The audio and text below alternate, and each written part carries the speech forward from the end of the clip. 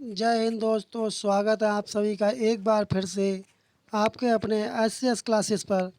इस क्लास में जो 31 तारीख को फर्स्ट शिफ्ट को पेपर हुआ था, उसका करेक्ट बिल्कुल आपको जवाब प्रश्नों का यहाँ पर मिलेगा, बिल्कुल विश्वसनीय और सटीक। इसलिए क्लास में अंत तक बने रहें, क्लास को कहीं से भी आप स्किप ना करें। पढ़ते हैं अपने प्रश्नों की तरफ। पहला प्रश्न पूछा गया था 31 तारीख की फर्स्ट शिफ्ट में कि नागालैंड की राजधानी क्या है। तब आपने इसका क्या लगाया था? अगरतला लगाया था, ईटानगर, गुवाहाटी या कोहिमा। तब जो नागालैंड की राजधानी वह क्या कहाँ पर है? वह है आपके कोहिमा में। ऑप्शन डी वाला इसका सही जवाब था। अगला प्रश्न है 2021 में कॉप 26 जलवायु सम्मेलन की मेज़बानी किस देश ने की थी? किसने की थी? Canada, Bharat, Afghanistan, UK. ये की थी यूके ने।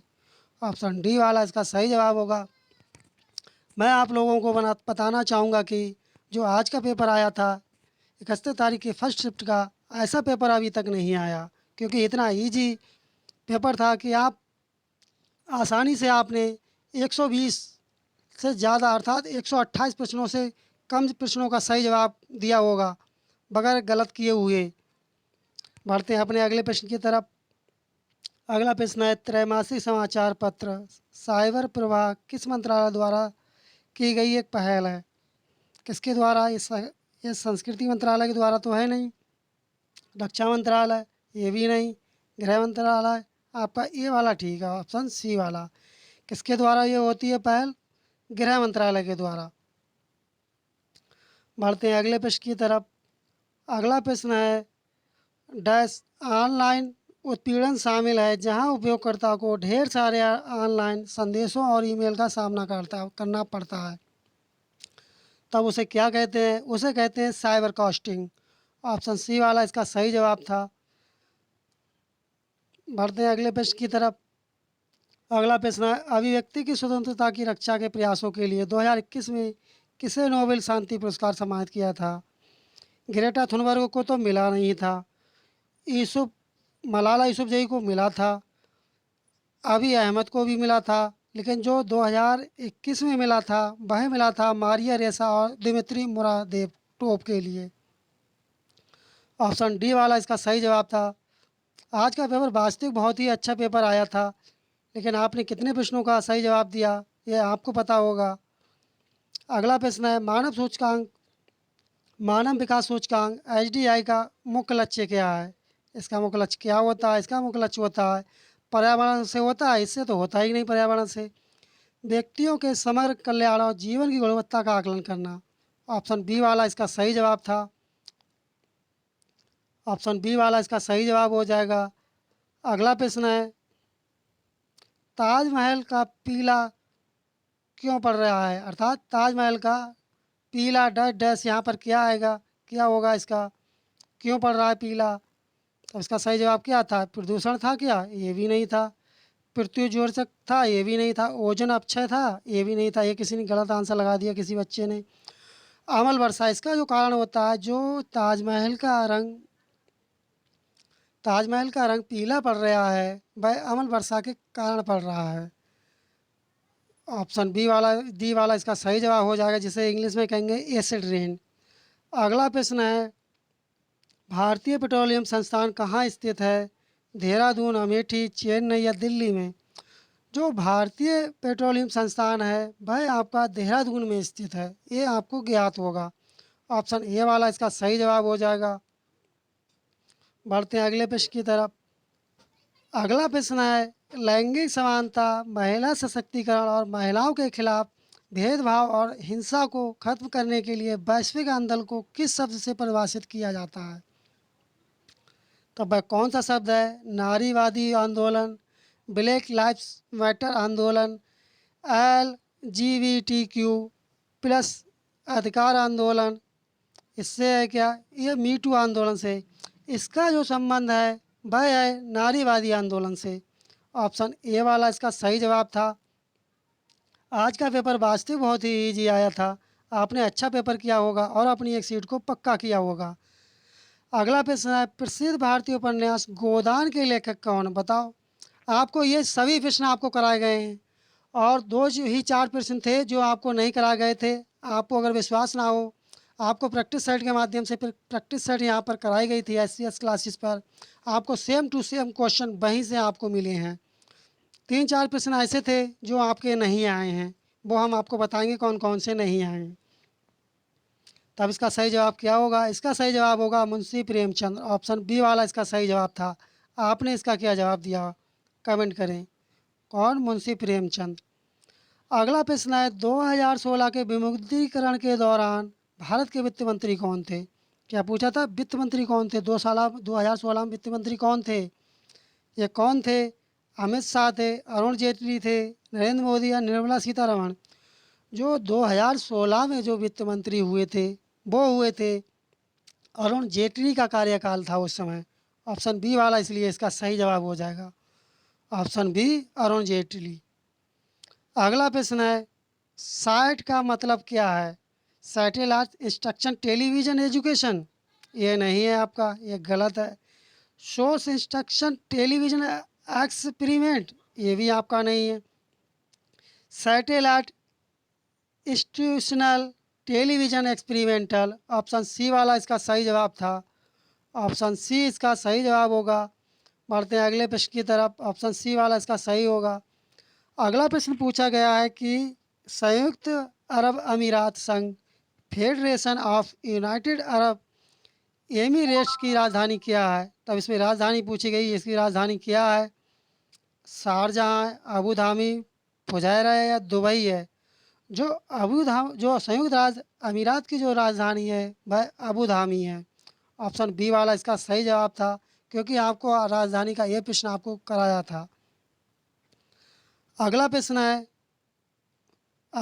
है निम्नलिखित में से किसने सप्तांग राजनीति तर्क संहिता का सिद्धांत प्रतिपादित किया था? अर्थात राजनीति का सिद्धांत किसने दिया था? किसने दिया था? तुलसीदास ने दिया था, मनु ने दिया था, चरक ने दिया था, कौटिल्य ने दिया था। तुलसीदास जो थे ये धार्मिक से संबंधित थे, अर्थात धर्म से संबंधित थे। और जो मनु थे ये किससे संबंधित थे? ये विधि से संबंधित थे, कानून से। और जो चरक थे ये किससे संबंधित थे? चरक जो थे वह चिकित्सा संबंधित थे, चिकित्सा से। और जो कौटिल्य थे ये थे आपके राजनीति से संबंधित। इसलिए इसका सही जवाब था ऑप्शन डी वाला। ऑप्शन डी इसका सही होगा। उत्तर प्रदेश के उच्च सदन को क्या कहा जाता है? बताएं क्या कहा जाता है? ये तो आपको ज्ञात ही होगा। विधान महल, विधानसभा, विधानमंडली या विधान परिषद? तब कौन सा होगा? इसका जो सही जवाब था, जो उत्तर प्रदेश का जो उच्च सदन होता है वह होता है विधान परिषद। ऑप्शन डी वाला इसका सही जवाब था। अगला प्रश्न है निम्नलिखित में से कौन सा कथन क्वांटम उलझाव एंटेगलमेंटी की अवधारणा का सबसे अच्छा वर्णन करता है? तब ये कौन करता है? ये अब परमाणविक कणों पर गुरुत्वीय तरंगों का प्रभाव? ये नहीं होगा आपका। ये एक ऐसी घटना है जिसमें कण इस प्रकार एक दूसरे से जुड़े रहते हैं कि एक कण की अवस्था दूसरे कण की अवस्था को तुरंत प्रभावित करती है, चाहे उनके बीच कितनी भी दूरी क्यों ना हो। आपका बी वाला इसका सही जवाब था, दूसरा वाला। अगला प्रश्न अपना बैट से संबंधित आ चुका है। जो इससे पहले जो प्रश्न किया है यह प्रश्न आपको हमने नहीं कराया था। अगला प्रश्न है भारत में राज्य स्तर पर बैट किस वर्ष लागू किया गया था? 2006 में। कब किया गया था? 2006 में किया गया था, 2001 में, 2005 में या 2000 में? जो भारत में राज्य स्तर पर बैट जो लागू किया गया था ये किया गया था 2005 में। इसलिए इसका सही जवाब हो जाएगा ऑप्शन सी वाला। बढ़ते हैं अगले प्रश्न की तरफ। निम्नलिखित में से कौन सी भाषा भारतीय भाषा की 8वीं अनुसूची में शामिल नहीं है? आपकी ये उर्दू 8वीं सूची में शामिल है, लेकिन जो आपकी ये इंग्लिश है, अंग्रेजी जिसे कहते हैं, ये आपकी 8वीं सूची में शामिल नहीं है। इसलिए कौन सा सही हो जाएगा इसका जवाब? ऑप्शन बी वाला। बढ़ते हैं अगले प्रश्न की तरफ। अगला प्रश्न है भारतीय संविधान का अनुच्छेद 340 किससे संबंधित है? क्या ये वित्त आयोग से है? वित्त आयोग किससे संबंधित है? कौन से आर्टिकल से? इसका संबंध है 280 से। और निर्वाचन आयोग का किससे संबंधित है? इसका संबंध होता है 324 से आर्टिकल। और पिछड़े वर्ग का आयोग का संबंध किससे होता है? 340 आर्टिकल से। आर्टिकल 40 340 से। इसलिए इसका सही जवाब हो जाएगा ऑप्शन सी वाला, इसका सही जवाब था। ऑप्शन सी इसका सही हो जाएगा। अगला प्रश्न है, भारत में रेड कॉरिडोर अर्थात लाल गलियारा क्या है? ये क्या है? राजधानी में उच्च सुरक्षा वाला क्षेत्र, ये नहीं है आपका ये वाला। नक्सली माओवादी उग्रवाद से प्रभावित क्षेत्र, ऑप्शन बी वाला आपका इसका सही जवाब होगा। ऑप्शन बी इसका सही जवाब होगा। बढ़ते हैं अगले प्रश्न की तरफ। अगला प्रश्न है कोबरा केंद्रीय रिजर्व पुलिस बल की एक विशेष अभियान इकाई है। इसका क्या अर्थ होता है?